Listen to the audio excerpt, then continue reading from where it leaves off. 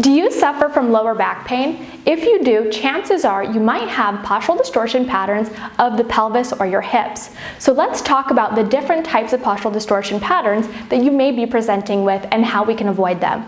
First of all, you can see with this model here, this is going to be the spine and this is your pelvis or your hips. Here's from the anterior perspective. Now, what a lot of patients present with is what's called an anterior pelvic tilt, meaning that the hips go anteriorly or go forward. So you can see with me here, that means that my hips are going to go in this position and I'm going to have an increased curvature of my lower back. This is going to create lower back pain for a lot of different patients.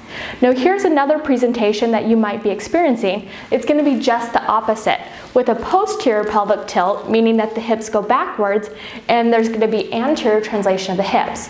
So this type of postural presentation. Now what's more common is while standing, people tend to present with an anterior pelvic tilt and an increased lumbar curve while standing. But here's the deal, while seated, people more commonly sit with their hips forward, rotated back into a posterior pelvic tilt and a slumped position.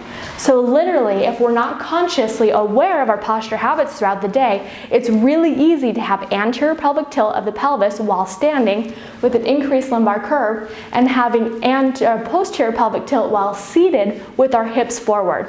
So it's important to be consciously aware of your posture throughout the day. This is what we call at the American Posture Institute posture habit re-education to promote better spinal health and upright postural design.